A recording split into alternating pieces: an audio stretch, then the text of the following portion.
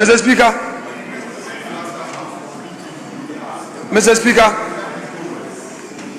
I have said time without number that these 9 parliaments and this new administration must work together to end that vicious cycle of you do me, I do you.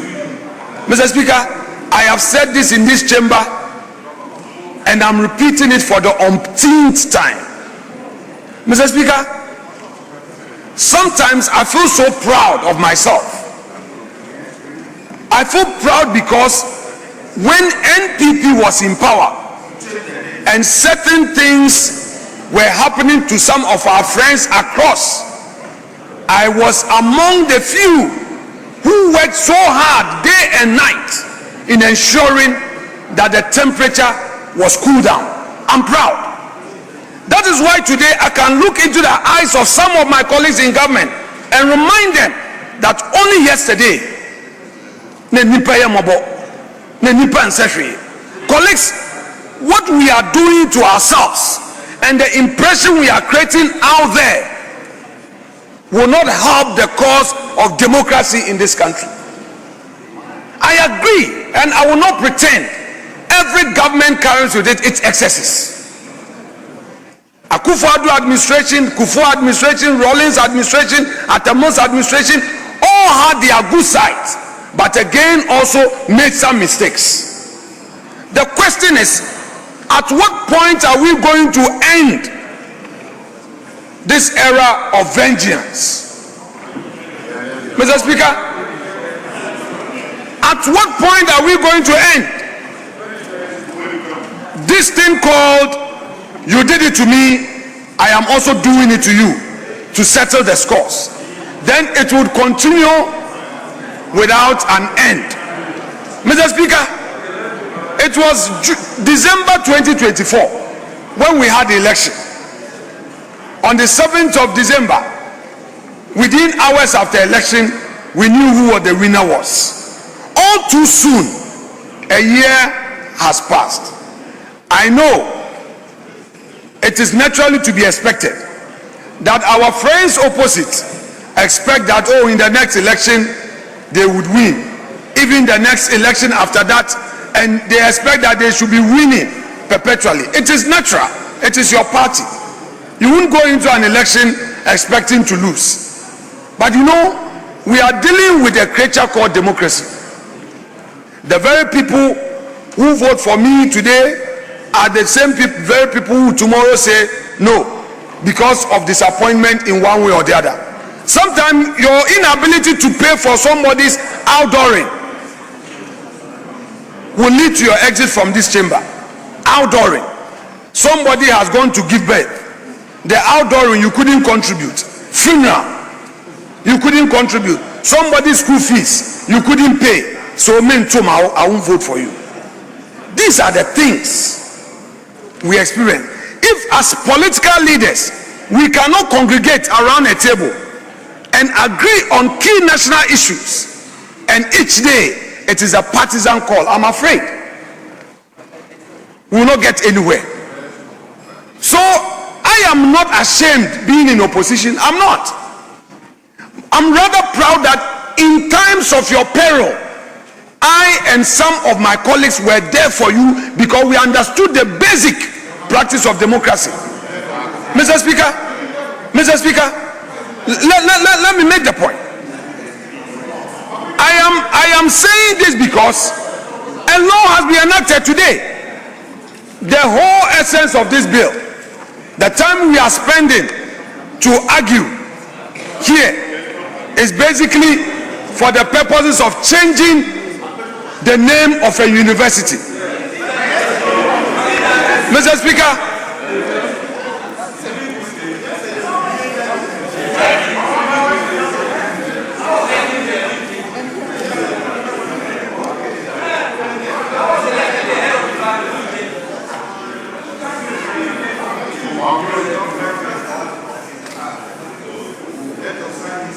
Minority Leader, you are still on the floor. Mr. Speaker, all we are doing is to just change the name. Mr. Speaker, and we are changing the name to what? Mr. Speaker, we are changing the name to what? When the word patriotism, Mr. Speaker, when the word patriotism is used, it must be understood in its broader sense that at any level, if you serve your nation, you will be honored. Mr. Speaker, that at any stage in your life, something must inspire you to be of service to your nation, that we should do things that will inspire our citizenry to engage in public service.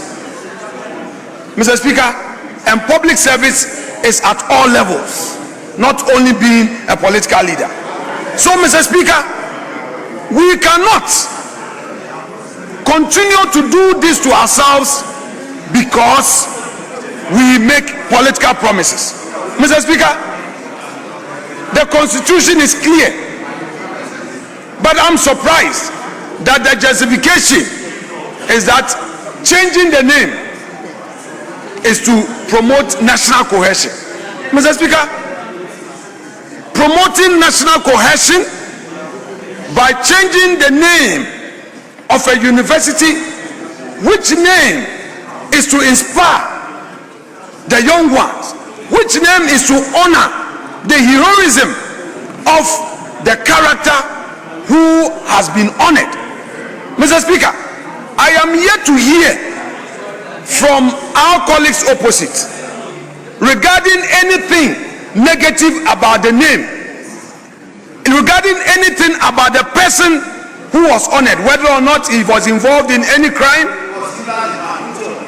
whether he had done anything. Mr. Speaker, with respect, we cannot continue to do this. Mr. Speaker, we cannot continue to do this. And I would want to make an appeal to the respected Minister of Education.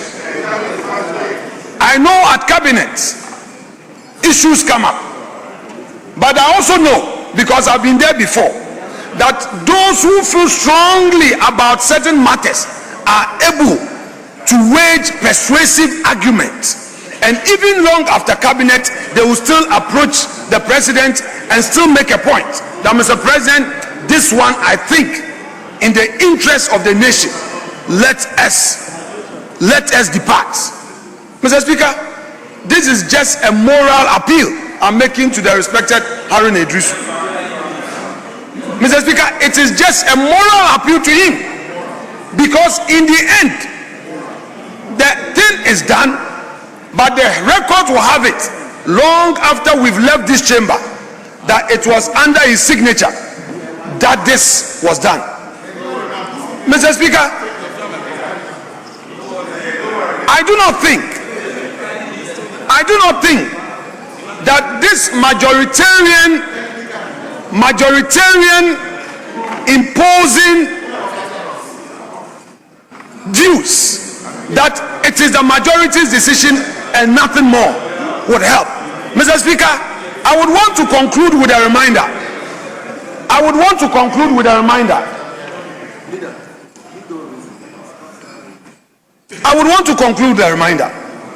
In the 8th Parliament, there came a time that I needed the assistance of our friends in the minority.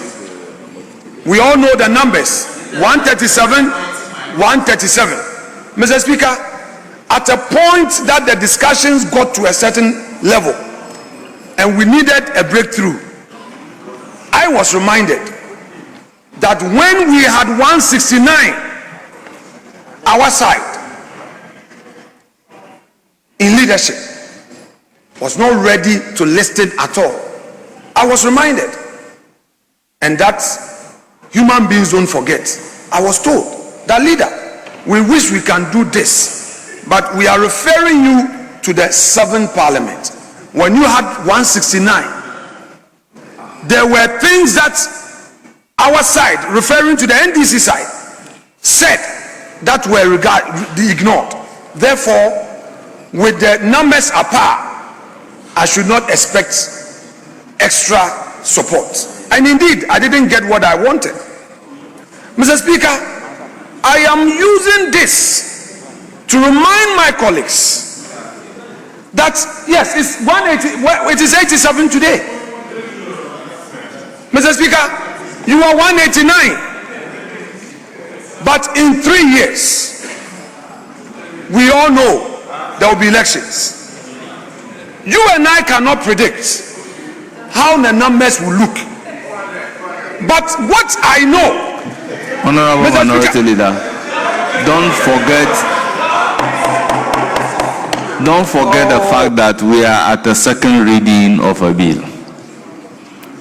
And Order 127 is very clear that the basis of the debate is the explanatory memorandum and the report of the committee. Mr. Speaker, I thank you for your continuous guidance. But I would plead with you to hear me in context. I am dealing with the memorandum accompanying the bill, as well as the report of the committee. The main argument here has to do with the change of name. In making an appeal to the other side to abandon this legislation, I need to give instances. So that submission was to corroborate. I was trying to make a point and to draw the attention that as we are here, there are decisions that they may want to take that they find it desirable, but those decisions may not be prudent.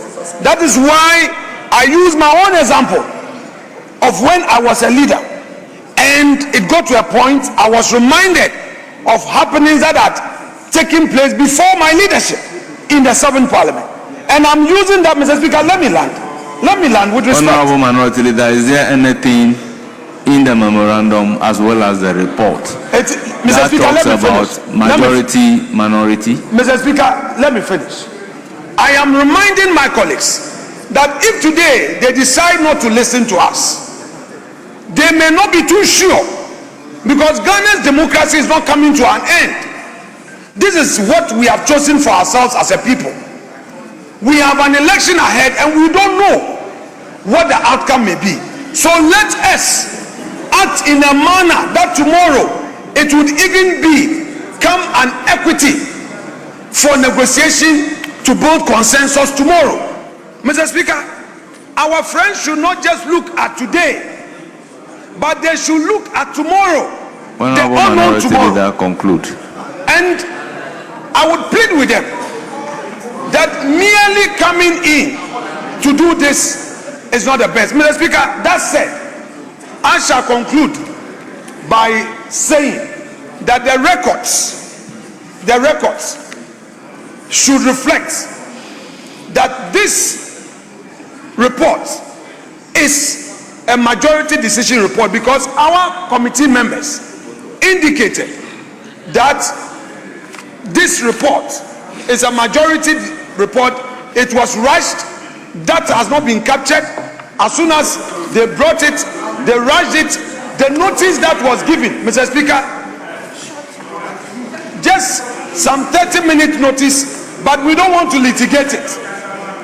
They say they are in majority, they have the numbers at committee, but we don't want them to go further to say that this is a consensus report. No, it is not a report by consensus. It's the same thing for the Dombo, the CK. Honorable Minority Leader, is it expressly stated in the report that it is a majority report? Mr. Speaker, if I have read it, he said when the Honorable Member for Mr. Speaker Ahmed Ibrahim spoke, he said it was a unanimous report. But what I want to say is that, just for the avoidance of doubt, because that phrase does not come out, So we want, for the avoidance of doubt, to bring clarity. So you can guide the House. What is the phrase in the report? Mr. Speaker, the phrase you can read, the phrase does not state that it's majority report. So we want it to reflect as such that it is a majority decision. We made it clear to them, even the notice given for the meeting, and we just don't want to pursue it. You know, you gave notice in less than 30 minutes, you convene a meeting, but we don't want to go there. We just want to go by the principle that indeed this was you yourselves meeting, it's your majority decision. We can't question you. After all, we move here with majority decision, so it's okay, but let there be clarity that it is majority decision. That is all. You can proceed to do what you want to do. Mr. Speaker, thank you. Yes. Mr. Speaker, let me conclude by thanking our colleagues and to further assure them that university names are strategic academic assets that embody historical continuity, reputational capital, and international recognition. Abrupt or political motivated renaming risks eroding the institutional legacy, disrupting alumni networks, and weakening global visibility and diminishing public trust. Mr. Speaker, I heard the argument of the Honourable Member for Okre, Daniel Nana Adu Kenneth. Whilst I respect his reference to the Constitution, I want both me and him to learn, including the minority leader. And Mr. Speaker, let me use this opportunity to assure this august House that President John Dramani Mahama intends to reset Ghana and its governance and to use his majority of 189 for a purposeful strengthening of Ghana's administrative and constitutional structures by seeking, he who seeks equity must do equity. When you were renaming those universities, CK Tadem, SB Dombo, Abaye Fakabo, what happened to him? Jato Kalio, what happened to him? LR Abavana, what happened to him? You are not naming Kojo Bosio or K. Bedama or Kofi Baku. But I take a good value of your argument. Political tolerance. Were you tolerant at that hour? You were not. One-sided. So maybe today, I've learned a lesson from you that when you preach political tolerance, he who seeks equity must do equity. He who comes to equity must come with clean hands. Political tolerance at the time, you were one-sided. You didn't take the nation along. But I'm guided by your advice. Then, Mr. Speaker, to assure our colleagues again, when they say, I've given you names, Abaye Fakabo, Jato Kalio, Abavana, probably they share the same philosophical political thinking, but those were not the names you recognize. Believe me sincerely that President John Dramani Mahama received a number of petitions in protest against the naming. Then, to put it simply, there were names before you change it to those names. So let's not argue as if I'm coming just fresh. No, the universities had names. You change the names, we are rechanging to the original names. And Mr. Speaker, I should thank colleagues. Now to the minority leader. I cherish your argument, and I have always advocated. You remember even my comment when he said that in a democracy, compromise is essential. I'm a true advocate of it. You recall, even when we said Senzia Kenoforiata, I made persuasive gestures to you and your side that let's save the Ghanaian economy and save this country. We probably, if you reason with me at the time, you would have been guided to save this country. You said I was in the minority. Today, even President Akufo-Addo may probably disappointed if in nothing but he getting Ghana into a debt exchange. But at the time, we wanted to be nationalistic. We kept advising you that the way he was going, he was likely to crush you. You thought it was opposition talk. It's not all your comments that I take with a pinch of salt. Believe me, even yesterday I was reading about significant strides you have made in building libraries and naming them after people. I appreciate you for that. But on this, Mr. Speaker, we are renaming to keep, as I said, the cohesion of the country, the unity of the country. President Mahama will not use his majority in parliament to settle petty political scores. I thank you, Mr. Speaker. Yeah. All members, at the conclusion of the debate, the question is. Mr. Speaker, thank you. Mr. Speaker, I'll urge that you don't put the question. Mr. Speaker, and I come under Article 104 of the 1992 Constitution. And Mr. Speaker, I read Article 104 of the Constitution. Except as otherwise provided in the Constitution, matters in Parliament. You cannot urge upon me not to put the question. Okay, Mr. Speaker, I am drawing your all attention. All those in favor Mr. of the Speaker, motion say aye. To the absence. Those against say no. Mr. Speaker, the ayes have it. The motion is accordingly adopted. An act to amend the CK Tedan University of Technology and Applied Sciences at 2019 at 1000 to change the name of the university to the University of Technology and Applied Sciences and to provide for related matters. Honourable members, the CK Tedan University of Technology and Applied Science Amendment Bill 2025 is duly read a second time. Yes, Honourable Habib. Mr. Speaker, I come under Order 1513. Mr. Speaker, and with your permission, I read Standing Order 1513. Mr. Speaker, Standing Order 1513 states that a member may challenge the decision of the Speaker on the voice vote, and the Speaker shall determine whether to call for a head count or electronic vote. Mr. Speaker, I was on my feet to draw your attention to the Constitution in Article 104 that we do not have a decision-making quorum, which is 138, because the Constitution in Article 104 says that decisions in Parliament shall be taken by at least half of members of Parliament present. Mr. Speaker, the Supreme Court have taken a decision on this in Justice Abdullahi versus the Republic. And Mr. Speaker, that's why I'm challenging this decision. For that, we don't have the requisite number to be able to pass all these important motions. So, Mr. Speaker, you read the rules clearly that the Speaker shall determine whether there should be a division. No, Mr. Speaker, Mr. Speaker, it says that the Speaker, you have two choices, Mr. Speaker. The Speaker shall determine whether to call for head count or electronic vote. Either head count or electronic vote. That is the options you have, Mr. Speaker. Kindly resume your seat. Yes, Majority Leader, any indication?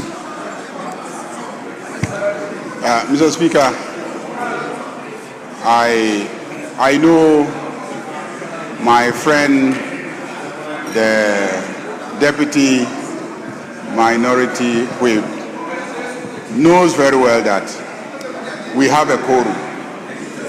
The quorum is not only the people on this side. The quorum is everybody in this chamber. Unless you walk your members out, if you do a head count now, you will find out that we have a quorum. We have a quorum. And I just want to indicate that I know this is a politically charged matter. This is a politically charged matter. And I know the implications for the MPP political tradition for these changes that are taking place now. And I can understand and appreciate your opposition to these changes that we are making now. But quorum, as you will know, is presumed. And when you raise the issue, you challenge the voice vote, the Speaker knows what to do. The Speaker knows what to do. So let's allow the Speaker to go through the processes. And I think that is what Speaker wanted to draw your attention to. The Speaker will give an indication what he wants to do. If you have further issues that you want to raise, you can raise those issues. But I can assure you that you may resist as you can, but the names will be changed today. The names will be changed today. No matter what it will take to change the names, we will do it and we will change the names today. So you put up an appearance of resistance, and we will appreciate that. But the names will be changed today. In fact, the decision to change the names took place long ago. There has just been a delay in getting the bills to come here. And once the bills are here, and I'm 100% sure I have the numbers, they just stepped out because it is Friday prayers, some haven't returned, and then also others have just stepped out to have lunch.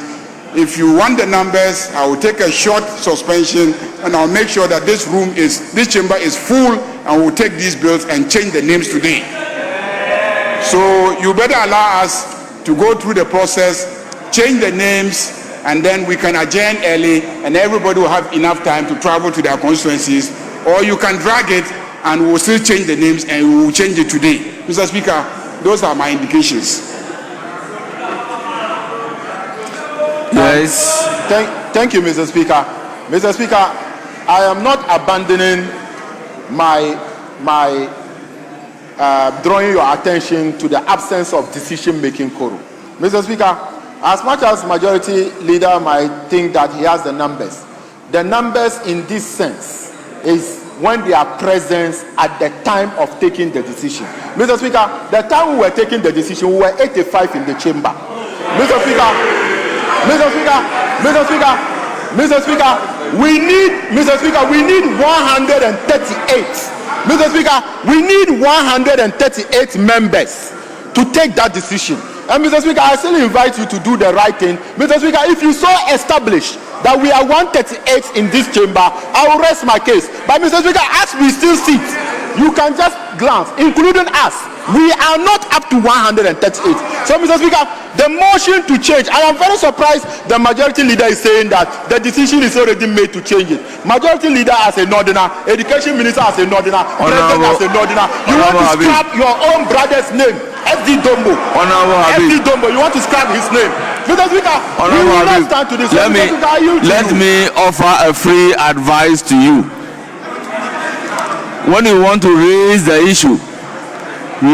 issue properly. So I would urge you to approach the minority leader. He will tell you what exactly you should place on record. Yes, majority leader. Honorable Habib, I called on the majority leader.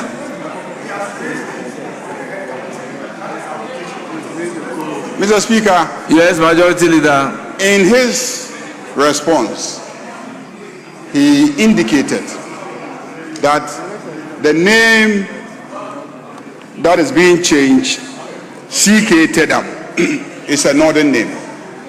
And I and the Minister for Education, who are Northerners, and the President John Dramani Mahama, who are Northerners, are trying to remove the name of a Northerner and reverse it to what it was. Mr. Speaker, the person who sent the university there is not a Northerner. The person who sent the university there, President Jerry John Rawlings, sacrificed his personal money, an award that was given to him, a global award. Many of us would have used that money to buy a Maybach, a Mercedes Maybach, and drive a Maybach around for our own comfort. President Jerry John Rawlings did not buy a Maybach. He did not buy a Maybach. He chose to use the money to invest in the establishment of a university for the people of the North. And he chose to call it University for Development Studies. Why would someone who has sacrificed his personal money establish a university And when even the university wanted to change the name so that it would be called Jerry John Rawlings University, he said no. He wanted the university to remain the name that he gave it, University for Northern Studies, UDS, for Development Studies. Mr. Speaker, why did he name it Development Studies? Because he appreciated that first and foremost, what the North needed was development. So he was creating a university focusing on the study of how to develop.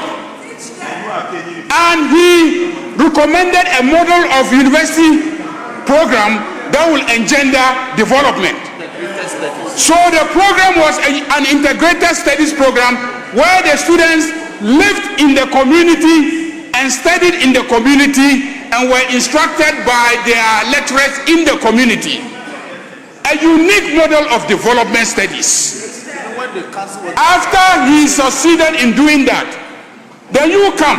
You haven't built a university. You have not built a university for the northern people. Then you wake up one early morning and then you decide that you are going to change it. I'm told it was midnight. One midnight, Nicodemously, when we're all asleep, you gave instructions that the name should be changed to somebody that we all know the person's political traditional allegiance.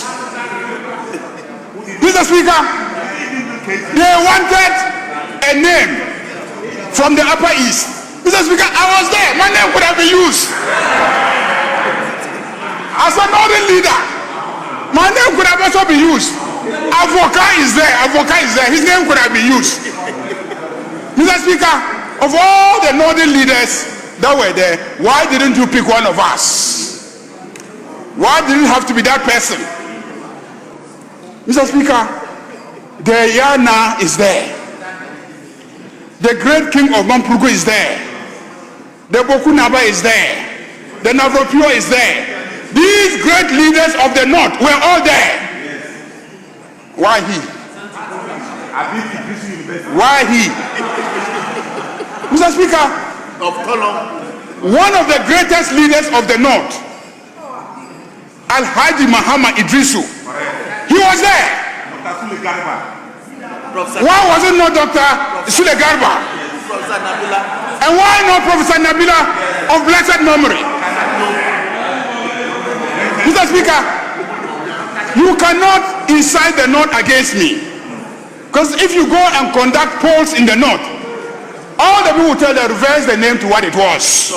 Because you did not consult the northern people when you were changing the name. You did not consult them. So, Mr. Speaker, I take objection to his attempt to incite the people of the north against me. Mr. Speaker, go and build your own university and you can name it whatever you want and none of us will challenge it.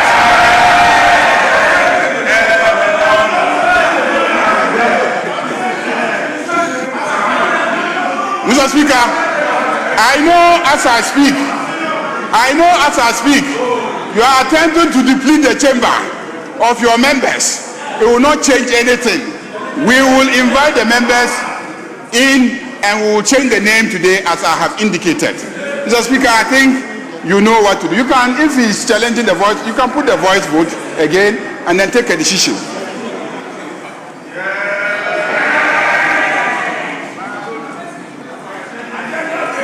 Yes. Thank you, Mr. Speaker. Mr. Speaker, I still stand by. Mr. Speaker, I still stand by drawing your attention to the absence of a decision-making quorum. I still stand by it. And Mr. Speaker, I haven't taken into consideration what is happening. We are still not even 138. Mr. Speaker, I still stand by it and apply the rule on a head count to establish the number of whether we are 138 or not. Honorable Minority Speaker, Leader, I still draw Honorable Deputy Whip, we have passed that particular stage and I think we should be looking at the motion numbered 34.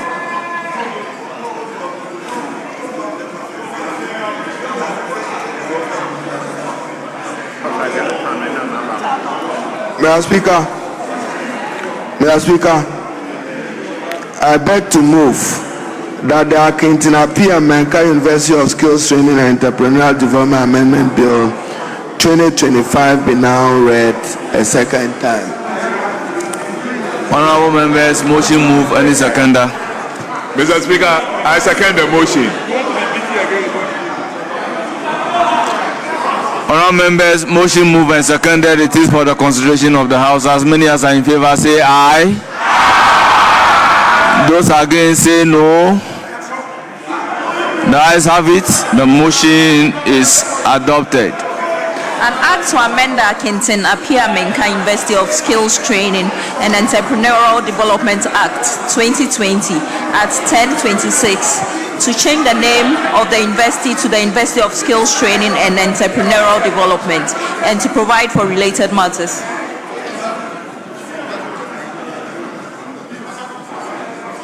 Yes, Minority Leader.